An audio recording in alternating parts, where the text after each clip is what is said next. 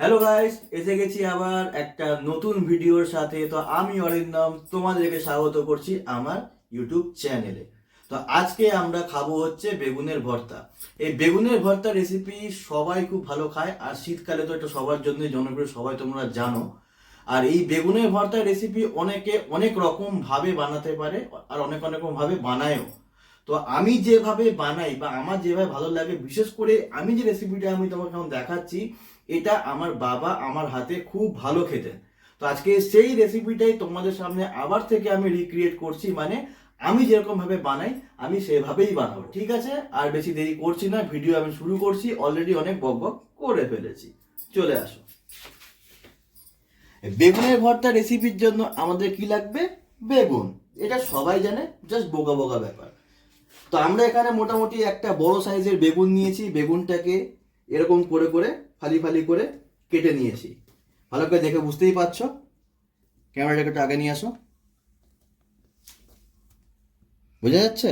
এই দেখো, এরকম করে আমরা ফালি ফালি করে কেটে নিয়েছি। তোমরা চাইলে এর মধ্যে রসুন আর কাঁচা লঙ্কা দিতে পারো, কিন্তু আমি দেবো না। তো এবার আমি করব কি, এই বেগুনটাকে ভালো করে পোড়াবো। আর বেগুন পোড়ানোর আগে বাকি জিনিসগুলো তোমাদেরকে একবার দেখিয়ে দিই। এই বেগুনের ভর্তা রেসিপির জন্য আমি 3টে মিডিয়াম সাইজের পেঁয়াজ ভালো করে কুচো করে নিয়েছি, একটা বড় সাইজের টমেটোকে এখানে ভালো করে কুচো করে নিয়েছি। এখানটাতে মোটামুটি 10 থেকে 15টা রসুনের কোয়া আর 2টো কাঁচা লঙ্কাকে আমি ভালো করে বেটে নিয়েছি, আর সামান্য একটু আদা দিয়েছি এর মধ্যে। এখানে লাগবে হচ্ছে আমাদের লবণ, যেটা আমরা স্বাদ অনুসারে দেবো, হলুদ গুঁড়ো, জিরে গুঁড়ো আর শুকনো লঙ্কার গুঁড়ো। এই লঙ্কাতে কিন্তু হালকা ঝালও হবে, বেশি দেবো না, অল্পই দেবো, হালকা ঝাল হবে। তো চলো সবার আগে আমরা বেগুনটা পোড়ানো দিয়ে শুরু করি।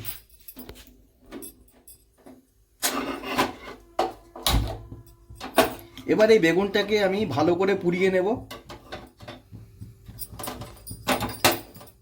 আর বেগুন যতক্ষণে পুড়ছে ততক্ষণে আমরা পেঁয়াজগুলোকেও ভেজে নেব।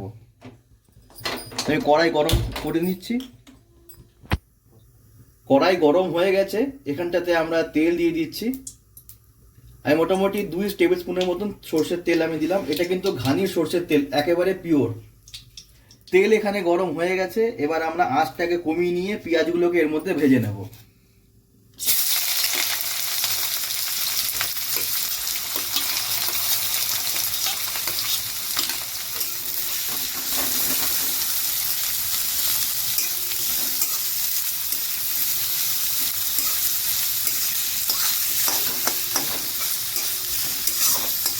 এখানে একটা আধা পেঁয়াজ আমি রেখেছি, এটা কিন্তু কুচো করিনি। এটা জাস্ট ভর্তার সঙ্গে এটা ভাজা হবে, তারপরে এক একটা করে এর কলিগুলোকে খুলে নেব। ও দারুণ লাগে খেতে, তোমরা এরকম করে দেখো। ঠিক আছে, আমরা তখন আস্তে আস্তে পেঁয়াজগুলো ভাজি, আর আমাদের বেগুনটাও একবার এখানটাতে উল্টে দিই। এরকম করে ধরবে, ধরে এভাবে উল্টে নেবে।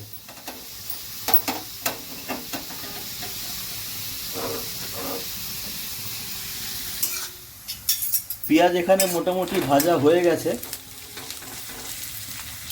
এবার আমি এর মধ্যে স্বাদ অনুসারে লবণ দেব। আমি আবারও বলছি, লবণ যে যা নিজের হিসেবে দেবে। আর এর সাথে এখানটাতে আমি মোটামুটি আধা চা চামচ মতন হলুদ গুঁড়ো আমি অ্যাড করলাম।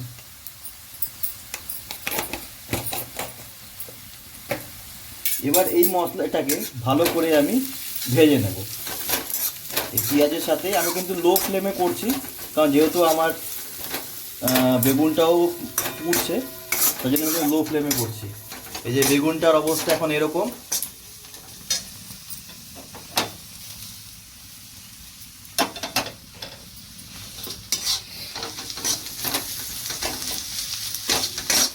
এবার এর মধ্যে আমরা আদা রসুন বাটা আর এর মধ্যে কাঁচা লঙ্কাও দিয়েছি, সেটা এর মধ্যে মিক্স করে দেব।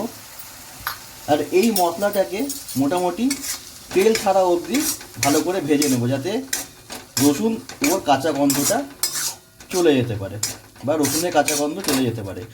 তো সেরকম আমরা এটাকে ভালো করে ভেজে নেব, একদম পুরো তেল ছাড়া অবধি ভাজবো। দেখে বুঝতে পারছো, এ দেখো তেল ছেড়েছে। এটা কিন্তু এর মধ্যে শুধুমাত্র পেঁয়াজ আছে, আদা রসুন আর কাঁচা লঙ্কা আছে, ওটাকে আমরা ভালো করে ভেজে নিয়েছি। তো এরকম করেই কিন্তু তোমরা ভাজবে, যাতে তেল ছেড়ে দেয়। এবার আমরা বাকি মশলাগুলোকে একটু একটু করে অ্যাড করব। এর মধ্যে এবার মোটামুটি হাফ চা চামচ মতন আমি জিরে গুঁড়ো দিলাম, হাফ চা চামচ মতন শুকনো লঙ্কার গুঁড়ো এর মধ্যে দিলাম। এই লঙ্কাতে কিন্তু ঝাল হবে, এটা কাশ্মীরি মির্চ না, এটা ঝাল লঙ্কার গুঁড়ো। এবার এই সমস্ত মশলাগুলোকে আমরা একই প্রসেস ভালো করে ভেজে নেব। আর এবার মশলা আবার তেল ছাড়বে, মশলার কাঁচা গন্ধটাও চলে যাবে।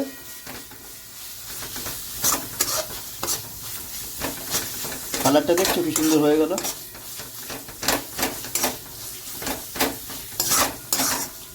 এবার চলো দেখা যাক আমাদের বেগুনের অবস্থা কি। তো বেগুন রেডি হয়ে গেছে,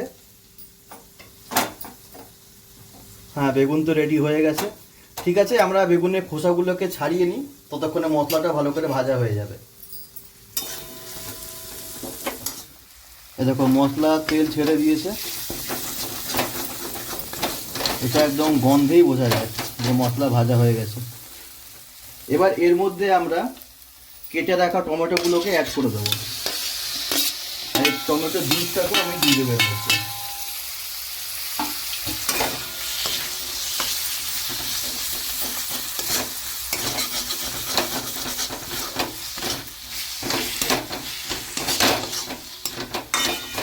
এবার এটাকে আমরা টমেটোগুলোকে গলাবো। এই মশলা কিন্তু অনেকবার কিন্তু ভাজা হবে, তো সেই হিসেবে তোমরা ভেজো যাতে মশলা কিন্তু পুড়ে না যায়, কারণ পুড়ে গেলে পরেই সব স্বাদ নষ্ট হয়ে যাবে। সেই জন্য বারে বারে বলছি, যাদের হাই ফ্লেমে করা অভ্যাস আছে তারা করো, আর না তো এটা কিন্তু লো ফ্লেমেই করো, না তো তোমরা বানাতে যাবে বেগুনের ভর্তা, হয়ে যাবে জলা বেগুন, আর তোমরা বলবে যে অরিন্দম তুমি বললে না। কিন্তু অরিন্দম বলেছিল যে লো ফ্লেমে করতে। ঠিক আছে, আমাদের বেগুন তো পুড়ে গেছে, ওটা খোসাটা ছাড়িয়ে নিয়ে আমি আসছি। টমেটো মোটামুটি গলেছে, আর একটু গলাবো। আর এই সময় আমরা এর মধ্যে একটা জিনিস অ্যাড করব, সেটা দেখাচ্ছি। আর এই সময় এর মধ্যে আমরা হাফ চা চামচ মতন চিনি অ্যাড করে দেবো।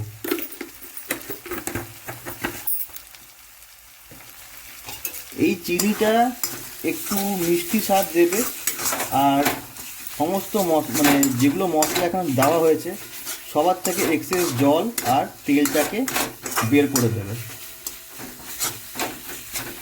তো এটা আস্তে আস্তে হোক। বেগুন পোড়া রেডি হয়ে গেছে, আমি খোসা ছাড়িয়ে নিয়েছি। এবার আমি এটাকে প্রসেস করে নেব।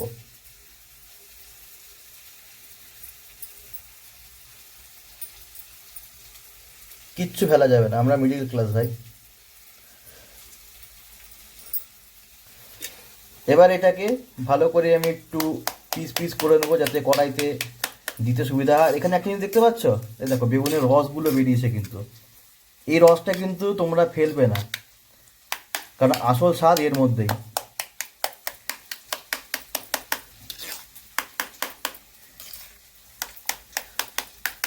দেখতে পাচ্ছ, দেখো যেরকম কথা সেরকম কাজে, দেখো তেল ছাড়ছে, বুঝতে পারছো? মানে আমাদের মশলা এবার পুরোপুরি রেডি। টমেটো এর থেকে বেশি আর গলাবো না।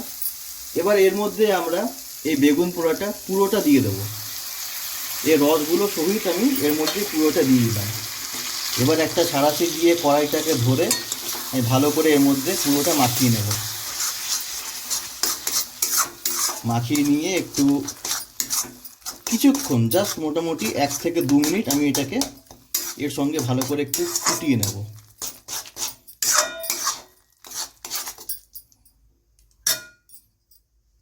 একটু আধটু যদি পোড়া স্কিন থাকে তাহলে সেটা তোমরা রিমুভ করে দিতে পারো।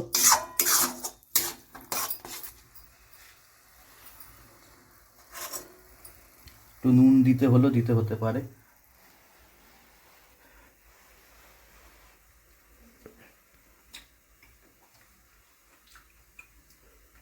সলিড, সামান্য একটু লবণ লাগবে। দিয়ে হবে কিন্তু। হ্যাঁ হ্যাঁ হ্যাঁ, বেশি না, সামান্য। মোটামুটি বলতে পারো যে 1 পিঞ্চ লবণ দিলাম, মানে তোমাদের 1 পিঞ্চের মধ্যে বা 1 চুটকির মধ্যে যতটুকুনি ওঠে বাস ততটুকুনি। এর মধ্যে আর কিছু নেই। তো আমাদের বেগুনের ভর্তা রেডি।